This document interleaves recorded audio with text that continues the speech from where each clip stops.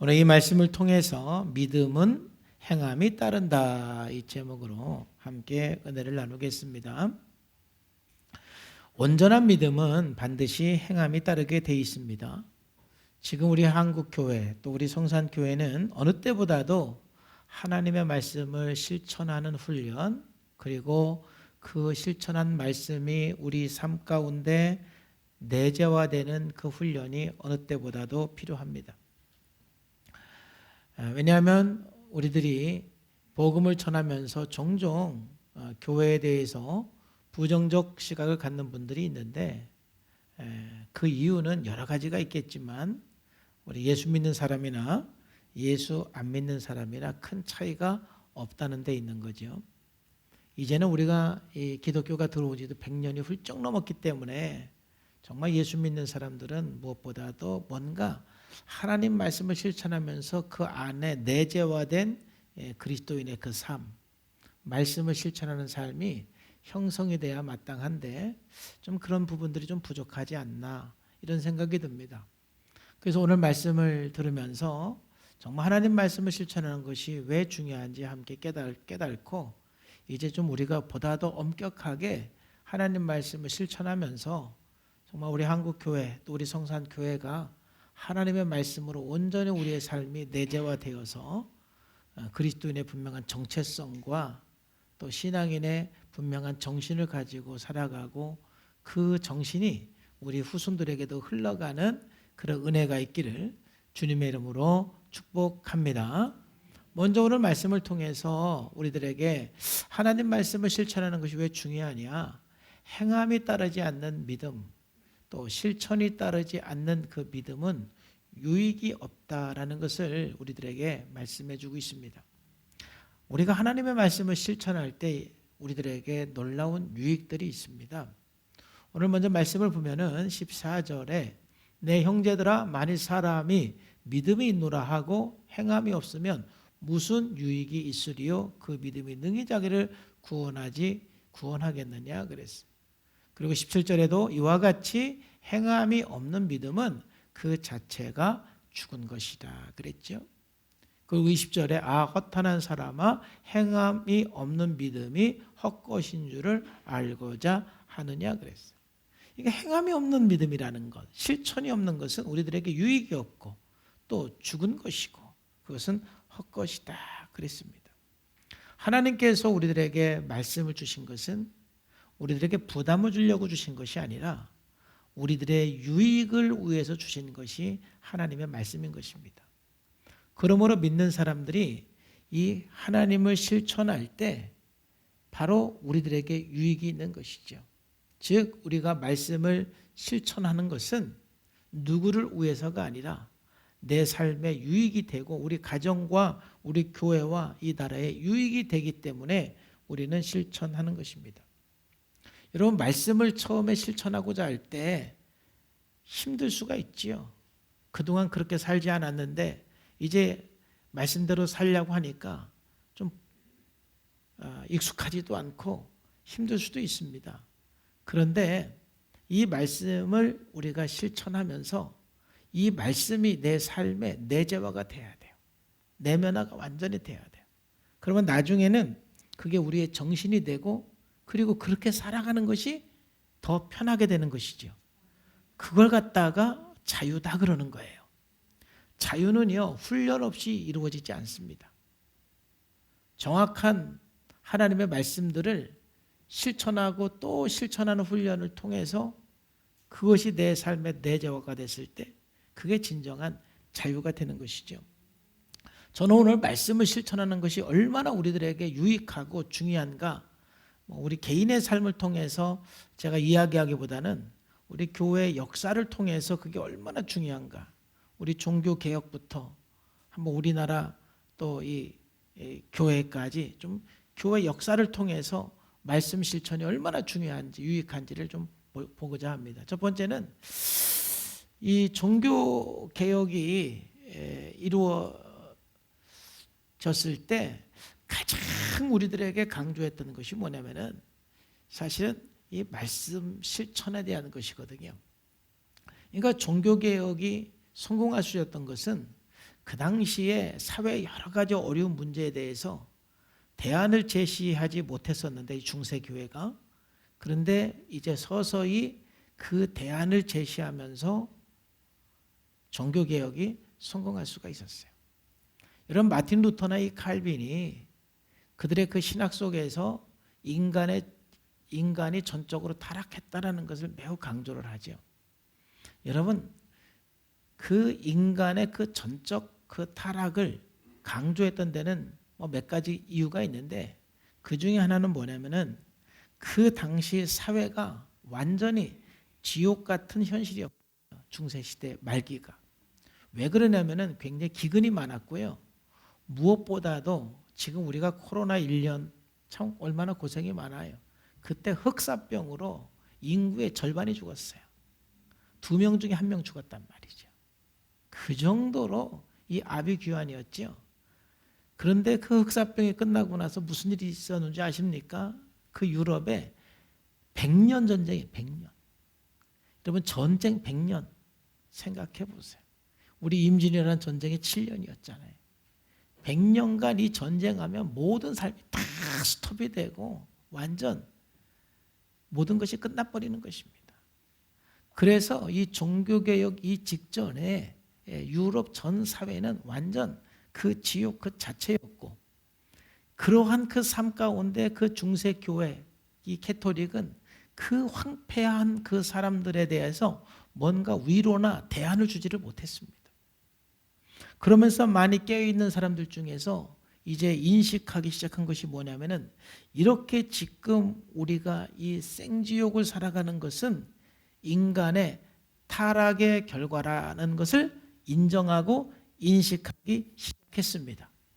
하나님을 떠난 삶, 바로 이 결과가 바로 이러한 것이라는 것을 인정하기 시작을 했던 것입니다. 여러분, 그래서 마틴 루터도 이 칼빈도 그의 신학에서 인간은 전적으로 타락한 존재라는 것을 강조하지 않을 수가 없는 것이죠. 그래서 이 종교개혁가들은 이 전적으로 타락한 이 인간들에게 희망을 줄 수 있는 것은 뭐냐? 우리가 이 전적으로 타락한 이 인간들을 내버려 두면 안 된다는 거예요. 우리가 보다 더 희망적으로 살아갈 수 있는 방법은 딱 하나라는 것이죠. 그래서 강조한 것이 뭐냐면은 하나님의 뜻에 무조건 절대적으로 복종하는 것이 전적으로 타락한 인간들이 해야 되는 유일한 훈련이라는 것이죠. 그래서 이 종교개혁가들은 이제 성경을 평신도들이 읽게 하고 성경을 번역하고 성경을 읽어서 하나님 말씀대로 살 수 있도록 엄청나게 엄격하게 훈련을 시켰어요. 가장 엄격하게 훈련시킨 사람 중에 하나가 바로 칼빈인 것이죠. 저는 지금도 하나님 말씀을 좀 엄격하게 실천할 수 있도록 그렇게 훈련해야 된다고 보는데, 아마 지금 그렇게 훈련하면 교회 다 떠날지도 몰라. 사실 칼빈도 그래서 칼빈도 쫓겨나고 그랬어요. 그 훌륭한 사람도 너무 엄격하게 사람들을 훈련시키니까 힘들잖아요. 그런데 칼빈은 확신했어요. 지금 이 유럽의 그 암흑기를 갖는 것은 인간의 죄의 결과이고 타락의 결과이기 때문에 이제 이 신락원에서 복락원이 되려면 하나님 말씀을 실천하는 훈련밖에는 없다라는 것을 확신을 했고, 그래서 그렇게 엄격하게 훈련을 시킨 거예요. 그리고 여러분, 그 당시에 평신도들은 성경도 못 읽고 사제들만 읽었기 때문에 사람들이 성경도 몰랐어요. 그래서 그럼 어떤 것이 하나님의 뜻이냐? 그래서 일단 칼빈과 루터도 마찬가지지만은 일단 십계명만 가르쳤어요. 십계명. 일단 십계명을 알고 십계명을 가지고 이게 하나님 뜻이니까 이걸 훈련하도록 우리가 엄격하게 한번 해보자. 그래서 그 천년 이 중세시대의 그 명목상의 그 그리스도인, 그 태어나면 내 의지와 관계없이 그냥 그리스도 되는 그러한 그 사람들에게 이제 성경을 읽게 하고 십계명을 지키게 하고 이것을 아주 엄격하게 실천하게 했어요. 그러니까 사람들이 굉장히 불편했습니다. 싫어했습니다. 그런데 계속해서 이거 훈련하니까 나중에는 이제 그 십계명의 그 내용들, 하나님의 그 말씀이 그들의 삶 가운데 내재화가 됐어요. 그래서 그것이 지금까지 유럽의 정신이 되는 것입니다. 하나님의 그 말씀이 내 삶에 내재화가 될 때까지 훈련을 해야 돼요. 그래서 그 개인이 살고 그 가정이 살고 그 나라가 사는 겁니다. 지금까지도 유럽이 그 나름 부강하게 살 수 있는 것은 그들 안에 내재화된 성경 정신, 말씀의 정신, 이 정신이 지금도 그들 그 피 속에 흐르고 있는 거예요. 저는 우리 한국 교회가 이제 100년이 훌쩍 넘은 우리 기독교 역사상 이 600만 그리스도인들 안에 정말 하나님의 그 말씀의 그 정신들이 뿌리 박혀서 이제 그리스도인 하면 다른 사람들과는 뭔가 좀 다른 가치를 갖고 살아가는 그 정신이 있어야 될 줄로 믿습니다. 그럼 어디에서 그게 됩니까?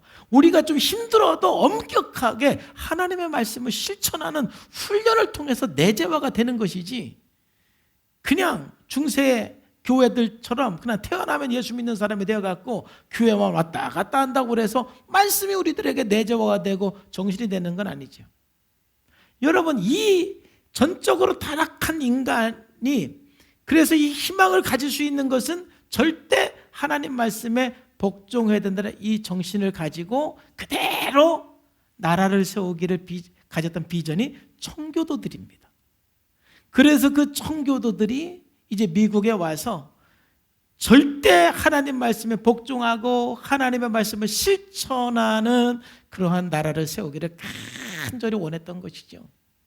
그래서 그들에게서 가장 중요한 가치는 하나님 말씀을 실천하는 것이 가장 중요한 가치였고, 그 가치를 갖고 살다 보니까 지금의 부강한 미국이라는 나라를 만들 수가 있었던 것이죠. 그래서 미국의 건국의 아버지라고 그러는 사람이 벤자민 프랭클린인데, 여러분 조나단 에드워드 우리가 봤지만 그 당시 청교도들이 얼마나 하나님의 말씀을 실천하고자 하는 의지가 강했는지 엄격했는지 우리는 알 수가 있어요. 이 사람은요, 이 13가지의 덕목을 수첩에 써놓고 50년 동안 저걸 지키기 위해서 애썼던 사람이에요. 그리고 이 13가지 중에 일주일에 한 가지씩 특별히, 이번 주는 절제, 일주일에 한 가지씩 특별히 실천하고 삶을 살기로 결정을 했고, 그리고 이 벤자민 프랭클린은 미국 그 청년들에게 바로 이와 같은 것들을 엄격하게 실천하며 살 수 있도록 굉장히 많이 강조한 사람이죠. 이 벤자민 프랭클린이 누구냐면은 미국 $100 지폐에 나오는 사람이에요. 건국의 아버지. 그러니까 미국 초기에 이 사람들은 다른 데 가치가 있는 것이 아니라 어떻게 하면 우리가 하나님의 말씀을 실천하면서 하나님께서 기뻐하는 나라를 세울 수 있을까? 이걸 생각하고 엄격하게 하나님 말씀을 지키면 살면서 정말 200년 만에 이런 부강한 나라를 이루게 되는 것이죠. 하나님의 말씀을 실천하는 것이 우리들에게 유익이고 한 개인이 살고 가정이 사는 것입니다. 이 사람이 실천했던 13가지는 전부 성령의 열매를 통해서 성경의 개념에서 그 스스로 정리한 거예요. 절제, 너무 배부르게 먹지 말자. 침묵, 다른 사람에게 유익이 되는 말만 하자. 질서, 일은 모두 때를 정해서 하고, 결단, 게으르지 말고, 절약, 자타에 이익을 주는 일에 돈을 사용하되 낭비는 하지 말고, 근면 시간을 낭비하지 말고. 이 사람이 최초로 강조한 게 시간이 돈이다라고. 미국 청년들에게 시간은 돈이다. 시간은 돈이다. 강조한 사람이에요. 그 다음에 진실. 모든 인생은 공정하게 진실해야 된다. 8번째 정의. 남에게 해로운 일을 해서도 안 된다. 중용, 극단적인 걸 피하고. 청결, 신체, 의복, 가정에 불결한 흔적을 남기지 말고. 침착, 피할 수 없는 일에 침착함을 잃지 말고. 순결, 아둔해지거나 허약해지거나 차타에 평판을 해치지 말고 겸손. 이 사람이 소크라테스를 좋아한다 봐. 그리스도인인데 예수와 소크라테스를 본받자. 그죠? 이 13가지를 자기 수첩에 써놓고 50년 동안 이것을 실천하고 엄격하게 살았던 사람이에요.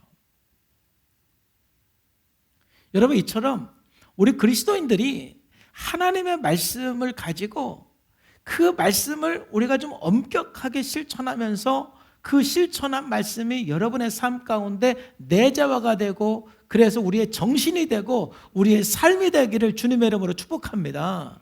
그래야 우리 기독교의 정신이 우리 후세에게 흘러가서 우리의 가정이 복받고 이 나라가 복받는 거예요. 바로 이 기독교가 바로 한국에 넘어오게 되는 것이죠. 그래서 우리 한국의 복 중에 복은 뭔 줄 아세요? 참 놀라운 복은 일본이나 중국 다 선교사들이 많이 왔지요. 사실 일본과 중국이 우리나라보다 더 먼저 선교사님들이 들어갔는데 한국만 이 기독교가 이렇게 지금 왕석에 부흥을 했잖아요. 그 이유가 여러 가지가 있어요. 여러 가지가 있는데 그중 이유 하나가 뭔지 아십니까? 그거는 진짜 하나님의 은혜인데, 희한하게 한국에 온 선교사님들은 정말 훌륭한 분들만 왔어요. 중국으로 간 선교사님들은 좀 안 훌륭한 사람도 많이 있어요. 진짜로. 근데 진짜 한국에 온 분들은, 그래서 한국 사람들은 선교사들을 부담스러워하거나 이렇게 배척하지 않았어요. 왜? 너무 자기 삶을 다 내어주면서 순교적인 각오로 막 한국의 문화에 적응하면서 한국 사람들과 함께 살고, 한국 사람들이 버린 그 당시 나병 환자라든지 이런 사람들을 다 돕고, 막 그 당시에 뭐 사람들을 처형해서 길바닥에 버리면 그런 사람들 다 이렇게 도와주고, 막 선교사들이 그랬기 때문에 정말 한국에 온 선교사님들은 굉장히 정말 훌륭한 분들이 왔기 때문에 이 기독교가 뿌리 내리는데 굉장히 큰 도움이 됐죠. 근데 이 사람들이 처음 한국에 왔을 때 경험한 것은 헬조선이에요. 야, 이 조선이 못 사는, 정말 이렇게 가난할까? 이렇게 못 살을까? 정말 여기가 지옥이다. 거기서 헬조선이 나온 거예요. 그때 구한말 시대, 조선 말기가 헬조선이에요. 그때 상황 보면은요, 정말 중세기보다 더한 끔찍한 시대였어요. 근데 그때 이제 선교사님들이 우리나라 와서 딱 보니까, 야, 이건 뭐 사람들이 막 다 3명만 모이면 도박, 뭐 술주정, 막 길거리마다 그냥 다 술 먹고 쓰러져 있는 사람들, 풍기문란, 막 성적으로 얼마나 문란하고, 뭐 조금 양반이다 그러면 막 첩들 다 들이고, 뭐 사기, 뭐 게으름, 뭐 미쉐, 뭐 부정 부패. 야, 뭐 이 선교사님들이 눈으로 볼 때 막 이건 말할 수 없는 막 이 현실을 목격을 하면서, 야, 이 조선을 우리가 어떻게 살릴까?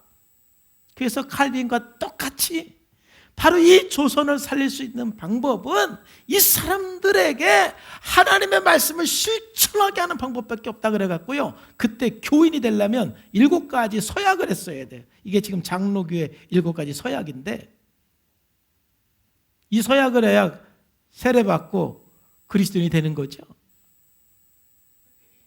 교인이 되려면 조상 숭배를 해서는 안 된다. 안식일을 거룩히 지켜야 된다. 부모를 공경해야 된다. 불법적인 혼인관계 막 첩들이는 거예요. 이거 금해야 된다. 먼저 자신의 가족에게 복음을 전해야 된다. 세겁에 근면하고 계명을 지켜야 된다. 악한 범죄를 피해야 되는데, 그 중에 성경은 술 취함과 노름을 그러니까 우리나라에서만 예수 믿는 사람들이 술 먹는 거를 막 굉장히 금하는 이유는 이때 너무 사람들이 막 술 취하고 막 그랬기 때문에 그걸 특별히 강조한 거예요. 특별히.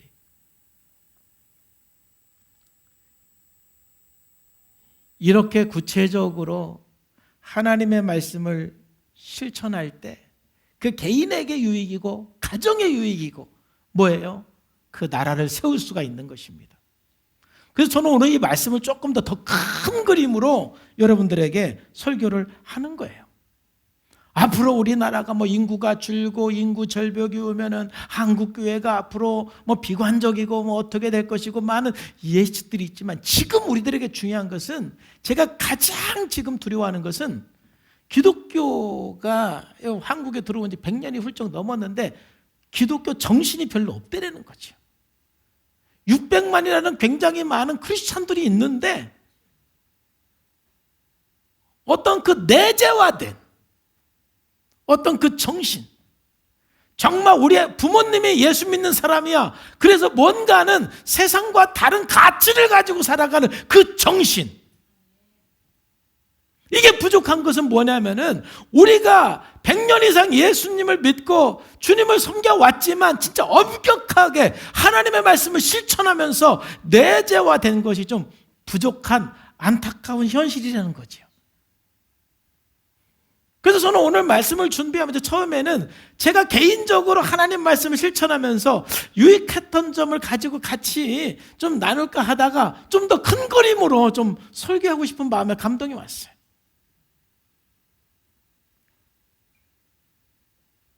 지금 우리들이 좀 심각하게 생각하고 가져야 되는 좀 마음의 결단은 나 자신을 위해서뿐만이 아니라 우리 후손을 위해서라까지도 우리가 좀 엄격하게 좀 철저하게 하나님의 말씀을 실천하고 소중하게 여기고 그 말씀이 여러분들에게 내재화가 돼서 뭔가 적어도 이 그리스도인들만이 갖는 그런 그 정신과 좀 가치가 있는 그런 교회가 되고 삶이 되기를 주님의 이름으로 축복합니다. 여러분, 후진국에 갈수록 규범이 허술합니까? 정확합니까? 후진국에 갈수록 뭔가 어떤 규범이나 질서가 내재화되지 않았기 때문에 굉장히 규범이 허술합니다. 그래서 후진국에 가면은 침 아무데나 뱉어도 별로 그렇게 부담이 안 되고 아무데나 쓰레기 버리고 아무데나 소리 질러도 차선 안 지키고 아무데나 크락션 올리고 그래도 큰 부담이 없습니다. 밤에 나가면 휘황찬란합니다.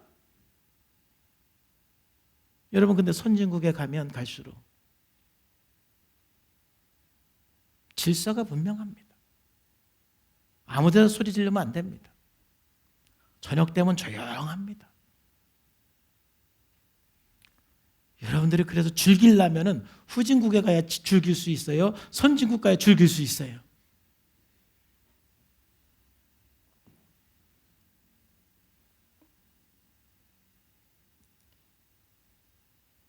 나라가 발전하고 우리의 삶이 발전하려면 적어도 좀 뭔가 이 말씀을 실천하면서 이 내재화된, 그래서 선진국에 가면은 우리가 조금만 어디서 질서를 안 지켜도 사람들이 다 째려보지요. 왜냐하면 불편한 것, 그 사람들이 다 내재화됐기 때문에 그런 것들이 불편한 것이죠.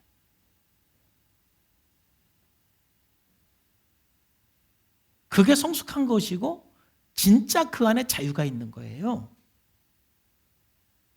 그런 측면에서 우리 그리스도인들이 세상 사람들보다 보다 더 높은 기준 안에서 좀 엄하고 철저하게 하나님 말씀을 실천하면서 내재화될 때 그게 우리와 여러분의 가정에 유익이 될 줄로 믿습니다. 그게 유익한 거예요. 그래서 요한계시록 1장 3절의 이 예언의 말씀을 읽는 자와 듣는 자와 그 가운데 기록한 것을 지키는 자는 복이 있는 것이지요. 그래서 철저하게 우리가 하나님 말씀을 읽고 하나님 말씀을 실천하면서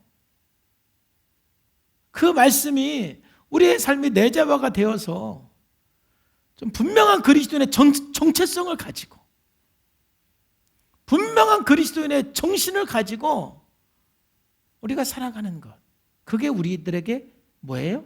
유익한 거예요. 그게 복이 되는 거예요. 그게 우리 후손들에게 좋은 유산을 물려주는 거예요. 그런 측면에서 우리가 하나님의 말씀을 실천하는 그런 그리스도인 되기를 주님의 이름으로 축복합니다. 두 번째로 오늘 우리가 그래서 생각할 건 뭐냐면은 믿음과 행함은 분리될 수 없는 거라는 것을 여러분 꼭 인식하시기를 바랍니다. 나는 믿음이 있고 아직 행함이 안 돼. 이건 말이 안 되는 거예요. 믿음과 행함은 분리될 수가 없는 것입니다. 믿음이라는 그 단어 속에는 행함이 포함되어 있는 거예요. 그래서 특별히 요한복음에는 믿음이라는 그 단어가 명사가 없어요. 다 동사예요. 믿는다라는 것은 실천이 포함되어 있고 행동이 포함되어 있는 거예요.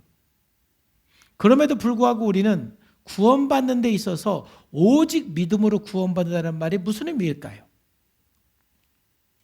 오직 믿음으로 구원받는다는 것은 믿음과 행위를 구분하는 게 아니에요.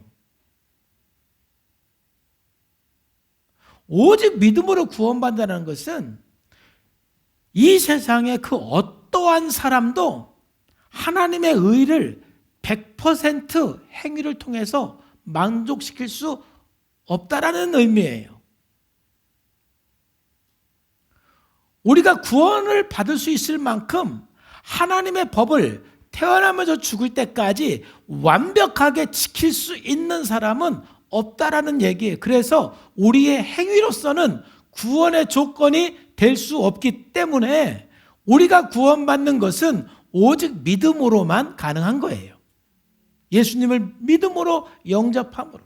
왜냐하면 예수님께서 내 모든 죄값을 대신해서 치르시고 십자가에 죽으시고 부활했기 때문에 우리가 하나님의 자녀가 되는 그 방법은, 우리가 천국 백성이 되는 그 방법은 행위가 아닌 오직 믿음을 통해서 되는 것이지, 바로 이 말이 행위와 믿음을 구분짓는 것은 아니라는 것입니다. 우리가 예수님을 믿음으로 하나님의 자녀가 되었습니다. 할렐루야. 그런데 예수님을 믿는 사람은 그러므로 당연히 행위가 따릅니다.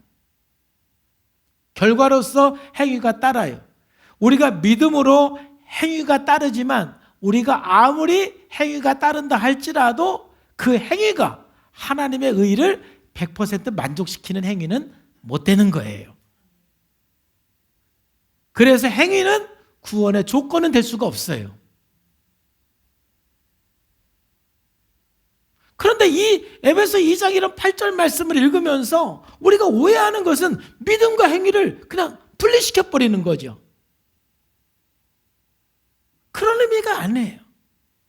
너희는 그 은혜를 인하여 믿음으로 말미암아 구원을 받았으니, 그렇죠? 우리가 구원을 받을 수 있는 것은 오직 믿음으로 하나님의 은혜로 가능한 거예요.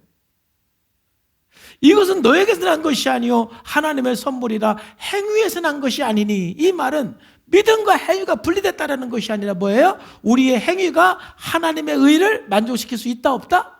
없어요. 그렇기 때문에 행위로는 안 된다는 거죠. 이는 누구든지 자랑하지 못하게 하려 함이니라 그랬죠.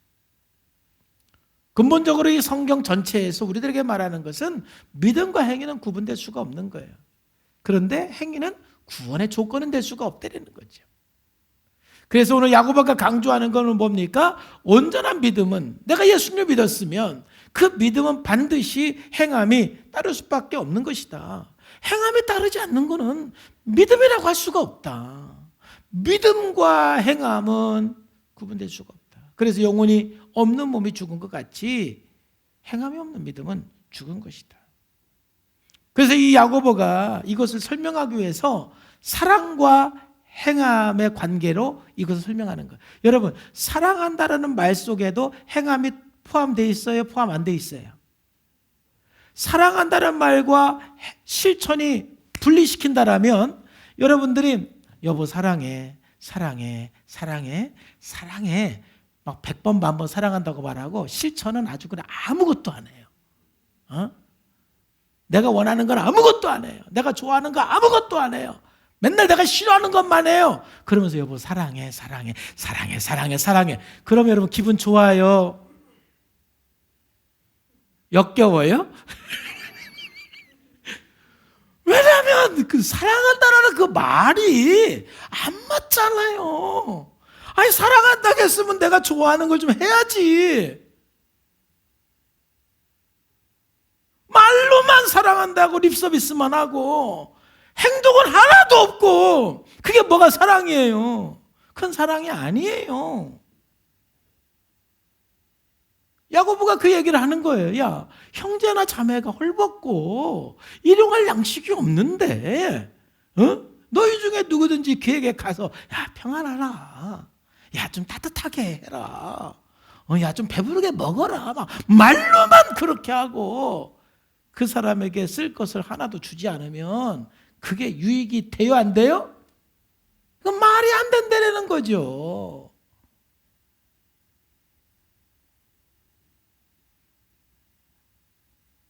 그러면서 17절에 이것처럼 행함이 없는 믿음은 그 자체가 죽은 거라. 믿음과 행함은 분리될 수가 없다. 사랑과 희생이 분리될 수가 없는 것처럼 믿음과 행함도 분리될 수 없다라고 말하는 거죠. 믿음은 반드시 행함이 따르게 돼 있어요. 이제 야고보는 우리들에게 좀 더 충격적으로 얘기를 해요. 어떻게 충격적으로 얘기를 하냐면 행함이 없는 삶을 귀신의 믿음으로 비교를 해버려요. 충격적으로 얘기를 해요. 야, 너희들이 믿는다 말은 하고 하나도 행하지 하나도 실천이 없어? 귀신도 그렇게 해. 귀신도 하나님 인정해. 귀신도 하나님의 존재를 인정한다고. 귀신도 하나님의 유일한 분이라는 걸 인정해. 근데 귀신은 뭔 줄 알아? 실천이 없어. 귀신은 하나님을 대항하고 불순종하는 게 귀신이야. 귀신도 하나님을 모르는 존재가 아니야. 하나님을 인정하는 존재거든. 근데 귀신은 실천이 없어. 너희들이 믿는다 말만 하고 실천이 하나도 없으면 귀신과 다를 바가 뭐냐? 좀 충격적이지 않아요?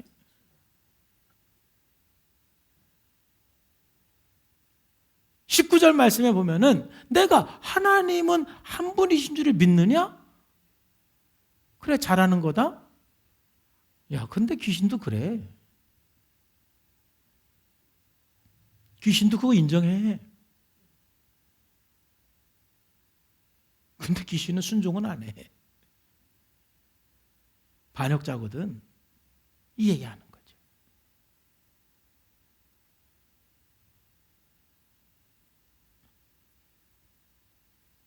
좀 충격적이죠.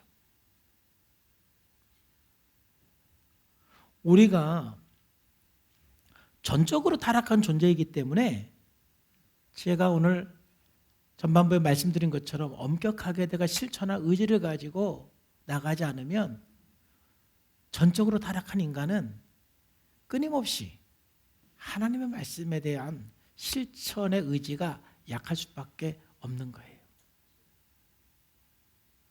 그래서 우리가 보다도 예수님을 믿으면 우리 안에 하나님의 말씀을 실천할 수 있는 능력을 이미 성령님께서 주셨습니다.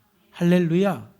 그렇기 때문에 우리가 의지의 결단, 하나님께서 우리에게 의지를 주셨고 또 예수님 믿으면 우리 안에 성령이 오셔서 끊임없이 내가 하나님 말씀대로 살고자 결단하고 좀 엄격하게 나 자신을 살필 때 성령님께서 반드시 우리들에게 실천할 수 있는 힘도 주시고 능력을 주셔요. 물론 사람들마다 실천하는 양은 좀 다를 수가 있어요. 그거는 우리의 쓴뿌리, 우리의 상처와도 관련이 있어요. 쓴뿌리가 좀 적은 사람은 좀 더 쉽게 실천할 수가 있고 쓴뿌리가 좀 많은 사람들은 좀 더 결단을 해야 실천할 수 있는 건 사실이에요.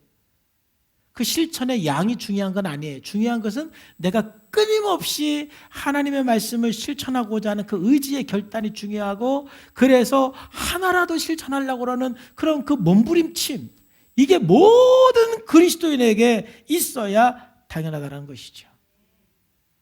우리의 신앙은 단순히 하나의 지적인 동의가 아닌 것입니다. 삶을 통해서 나타나는 것이죠.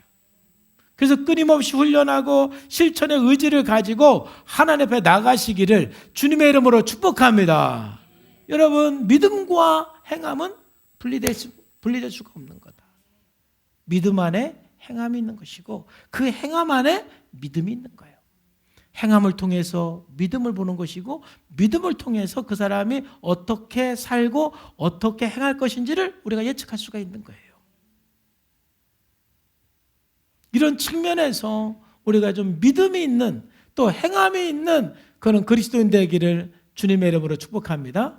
마지막으로요. 오늘 이제 이 야고보는 두 사람의 예를 들어서 이 믿음과 행함이 얼마나 이게 연관성이 있는지를 보여주고 있어요. 한 사람은 아브라함이고 한 사람은 라합이에요. 저는 여러분들이 야고보서 2장이 몇 절까지 있어요? 26절까지 있어요. 야고보서 27절을 하나 쓰세요. 27절. 그리고 여러분 이름을 거기다 넣으세요. 아브라함, 라합, 그리고 여러분의 이름. 어떤 사람이에요? 하나님의 말씀을 믿고 실천한 사람. 그게 우리들에게 유익한 거예요. 일단 아브라함부터 보시죠. 아브라함은 우리 조상 아브라함이 그 아들 이삭을 제단에 바칠 때에 행함으로 의롭다 하심을 받은 것이 아니냐. 내가 보거니와 믿음이 그의 행함과 함께 일하고 행함으로 믿음이 온전하게 되었다 그러는 거죠. 이에 성경이 이른바 아브라함이 하나님을 믿으니 이것을 의로 여겼다는 말씀을 이루어졌고 그는 하나님의 벗이라 칭함받았죠. 아브라함이 의롭다 칭함받은 것은 믿음으로. 그렇죠? 근데 그 믿음은 뭐냐? 그의 행함으로. 그러니까 오늘 이 본문은 믿음과 행함은 구분되지 않고 쓰는 거예요. 믿음과 행함을 구분할 수가 없는 거죠. 바로 이 말씀은 창세기 22장의 말씀을 인용한 거예요. 전체 다 읽어야 되지만 시간 관계상 3절까지만 보면은 어떤 일이에요. 이 일 후에 하나님이 아브라함을 시험하시려고 그를 부르시되 아브라함 하시니 그가 이르시되 내가 여기 있나이다. 여호와께서 이르시되 내 아들 내 사랑하는 독자 이삭을 데리고 모리아 땅으로 가서 내가 내게 일러준 한 산 거기서 그를 번제로 드리라 그랬어요. 말도 안 되는 아브라함이 이해할 수 없는 번제로 드리라는 것은 불로 태워서 하나님께 바치라는 건데 이 말씀을 들었어요. 그런데 3절 보면은 아브라함이 아침에 일찍이 일어나 나귀 안장을 지우고 두 종과 그의 아들 이삭을 데리고 번제 쓸 나무를 쪼개어 가지고 떠나 하나님이 자기에게 일러준 곳으로 갔어요. 여러분 이렇게 아브라함이 순종하고 실천할 수 있었던 이유는 뭐냐면은 하나님께서 아브라함을 다시 살릴 것이라고 믿었기 때문에 그런 거예요. 믿음이 없으면 실천할 수가 없는 거예요.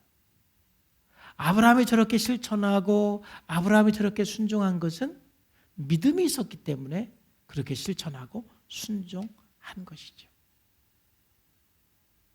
우리가 하나님의 말씀을 실천하지 못하는 것은 우리가 왜 못하느냐? 믿음이 없기 때문에 그래요.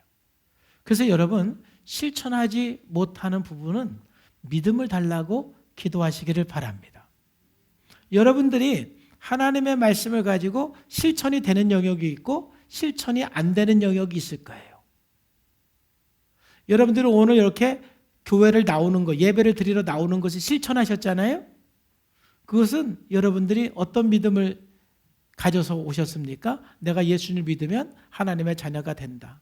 또 하나님은 예배 가운데 임재하시고 또 나에게 은혜를 베풀어 주신다는 그런 분명한 믿음이 있는 사람들은 예배에 참석을 하죠.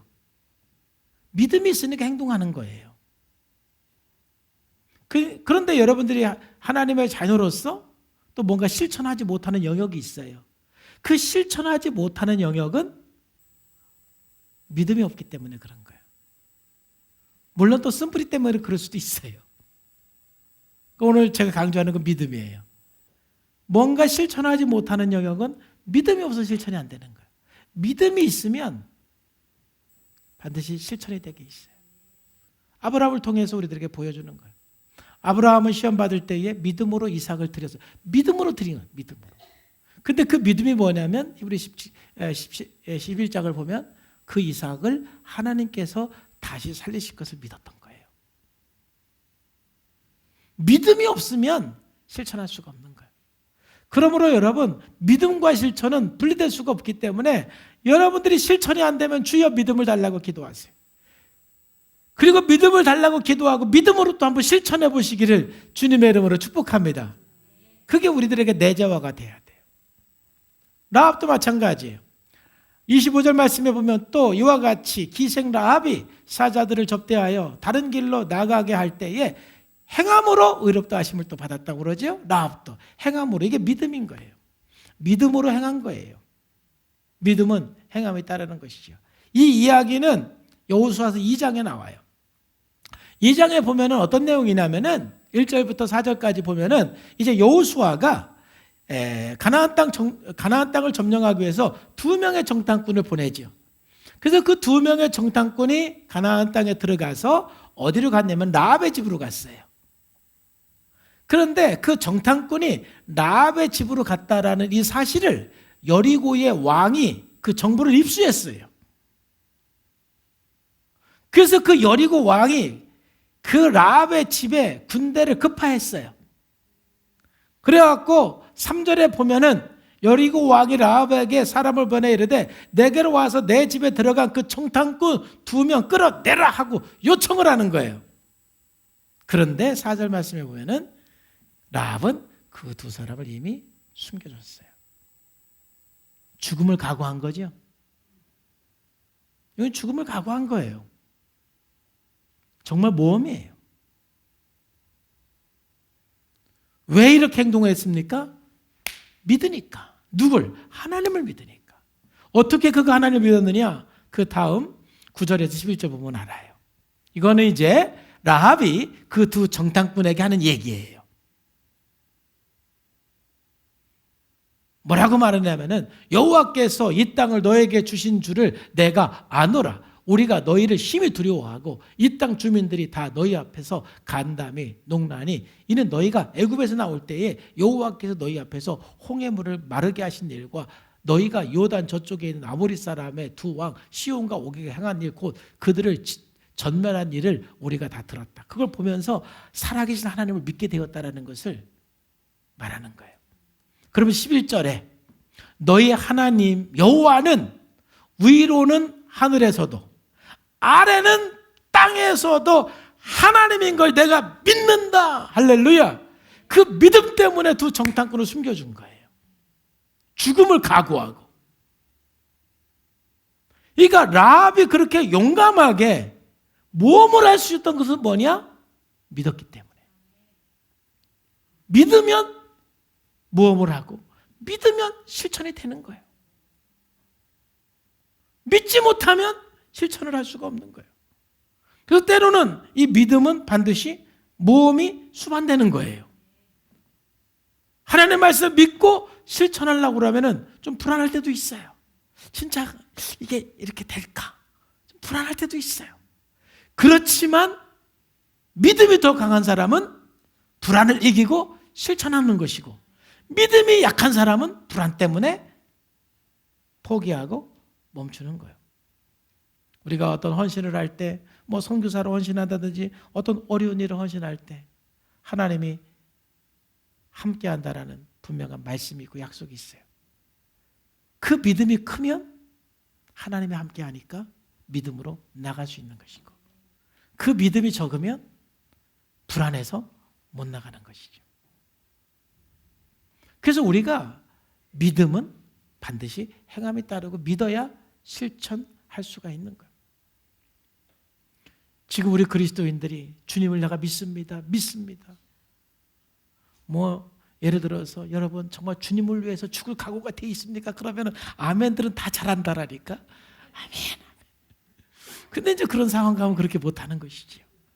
그럼 믿는 게 아니에요.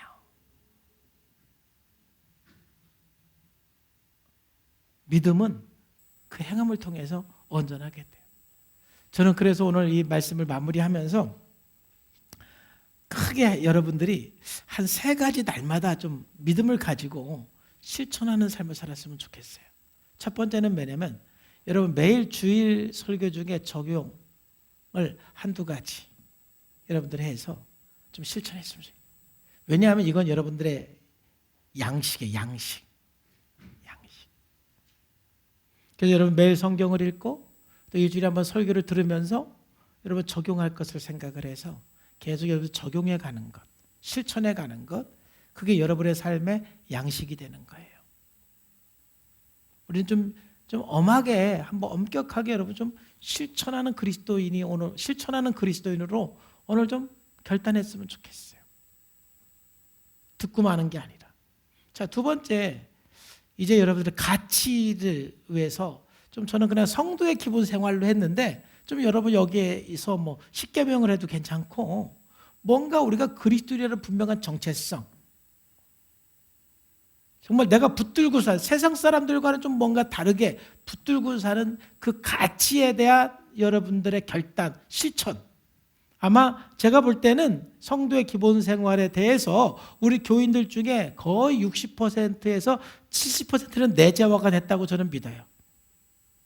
여러분 예배 나오는 게 편해요? 안 나오는 게 편해요?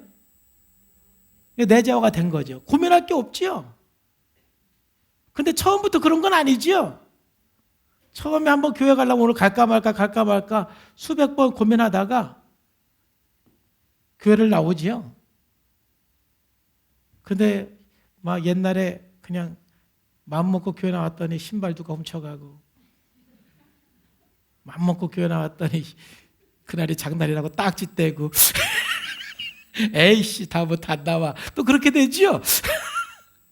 꼭 그렇게 또 뭐가 역사를 한다니까요. 어쨌든 뭐 그런 그 과정을 거치면서 내재화가 돼서 이제는 주일날 예배드리러 안 나가면 너무 불편해. 예배 나와야 마음이 편하네. 이게 내재화가 된 거죠. 이 가치가. 말씀 생활과 기도 생활. 이건 내재화가 된 사람도 있고 안 된 사람도 있고. 매일매일 성경을 보고 기도를 해야 하는 것이 편하지. 말씀과 기도 생활 없이 하루를 시작하는 거는 나한테 있을 수가 없는 거지요. 근데 아직까지도 말씀 한번 읽고 기도 한번 하려고 하면은 막 수백 번, 수천 번 결단해야 한 5분 하고 아직 내재화가 안 된 거지요. 여러분 내재화가 될 때까지 실천하셔야 돼요. 계속해서 실천하면은 성경 보고 기도하는 게 그냥 자연스럽고 편안해요. 그렇죠? 지금 이 4가지는 그냥 예수 믿으면 성도의 기본 생활이에요. 성경적인. 그 다음에 3번째는 헌금하는 생활. 뭐 헌금하는 것도 여러분들이 내재화가 된 분들이 있어요. 그래서 뭐 이제 이렇게 여러분들이 수입이 있으면 10분의 1, 또 한 10분의 뭐 2까지 그냥 딱 떼놓는, 그게 너무 편해요. 그게 생활이 된 거예요. 내재화가 된 거죠. 근데 아직도 헌금을 하려고 그러면 막 손 떨리고 마음이 막 조마조마하고 그런 분들 계시죠? 아직 내재화가 안 된 거죠. 아직. 괜찮아요. 그래서 엄격하게 훈련하셔야 되는 거예요. 그리고 전도도 여러분들이 친한 사람 만났는데 예수를 안 믿으면 저 사람 어떻게 전도할까? 어떻게 복음 전할까? 여러분들은 고민하면서 전도를 하지요. 이게 내재화가 된 사람이에요. 근데 예수 안 믿는 사람 봐도 아무 전도할 생각도 안 해요. 이거는 그분은 내재화가 아니라 아직 실천할 마음도 없는 거예요. 그래도 고민 정도는 하시기를 주의 이름으로 축복합니다. 고민 정도를 하는 사람은 그래도 아직 내재화는 안 됐지만 실천하려고 노력하는 사람이죠. 이처럼 우리들이 그리스도로서 분명한 내가 어떤 가치를 갖고 살 것이냐. 그래서 적어도 여러분들이 십계명이든 성도의 기본 생활이든 점진적으로 여러분들이 하나씩 실천하면서 내재화가 될 때 여러분들이 그리스도인으로서 분명한 정체성, 가치, 정신을 갖고 살아가는 거죠. 그래서 이 2번째 좀 여러분들이 추가하면서 여러분들이 하나씩 실천해 가시기를 바라요. 한 번에 많이 하지 마시고. 그다음에 3번째 중요한데 바로 3번째는 우리가 그리스도의 성품이에요. 성품. 이건 아까 벤자민 프랭클린도 한 것처럼 여러분들이 9가지 성령의 열매와 우리 교회에서 12단계 하면 여러분 쓴뿌리 대신 긍정적인 성품을 구하잖아요. 그러면 벤자민 프랭클린처럼 여기 9가지 성령의 열매에다가 여러분 긍정적인 성품 5가지를 더하면 14가지가 되는 거고. 그렇죠? 9가지 성령의 열매에다가 여러분 사실 9가지 성령의 열매 속에 여러분 긍정적인 성품이 거의 다 들어가니까 뭐 9가지 성령의 열매에다가 여러분 또 성령의 열매 말고 더 이렇게 긍정적인 성품 3가지가 있으면 12가지가 되는 것이고, 그거를 갖다가 여러분 수첩에 벤자민 프랭클린은 몇 년 동안 훈련했다고요? 50년. 그러니까 죽을 때까지 한 거예요. 50년간. 지금부터 여러분 훈련하면 50년 더 해요. 그러니까 벤자민 프랭클린보다 더 훌륭한 사람이 됩니다. 할렐루야. 이거 여러분 수첩에다가 쓰세요. 그래서 벤자민 프랭클린처럼 일주일에 하나씩 특별히 기도하는 거예요. 그리고 실천하는 거예요. 그리고 이것을 실천하기 위해서 중요한 것은요, 벤자민 프랭클린처럼 사랑하면은 내가 말하는 사랑이 뭔가 그 정의가 조금씩 들어가야 구체적으로 실천할 수 있는 방법이 나오는 거예요. 희락하면 내가 어떻게 실천할 건지. 그래서 이 하나하나가 우리 그리스도인의 성품이잖아요. 그러니까 우리가 막연하게 살아가면 이 성품이 우리들에게 내재화가 되지 않아요. 그런데 항상 나를 점검하고 수첩에 기록하고, 그래서 이 말씀을 실천하기로 우리가 결단을 할 때 바로 그리스도인으로서의 분명한 성품이 우리들에게 내재화가 돼서 이제 예수 믿은 지 5년 되고 10년 되고 20년 되면 정말 이분은 그리스도인으로서 분명한 신념과 가치가 있는 그리스도인, 그리고 성품이 예수님 닮은 성품을 가진 그리스도인이 되지 않겠습니까? 저는 여러분과 함께 이 말씀을 나누면서 정말 우리가 보다 더 하나님 말씀을 좀 엄격하게 실천하고, 그래서 분명한 그리스도인의 정체성을 가지고 우리의 삶에 유익이 되고 우리 후손까지도 유익을 주는 그런 그리스도인 되기를 주님의 이름으로 축복합니다. 기도하겠습니다. 하나님 아버지 감사합니다. 오늘 성령님께서 함께 해주시고 말씀해 주심을 감사합니다. 거룩하신 아버지 하나님, 우리가 온전히 그리스도 안에 거하고 정말 날마다 그 말씀 앞에 믿음으로 순종하고 실천하면서 그 말씀이 우리 안에 내재화가 되어서 정말 하나님의 사람이 되는 귀한 삶이 되게 하여 주옵소서. 예수님의 이름으로 감사하며 기도하옵나이다.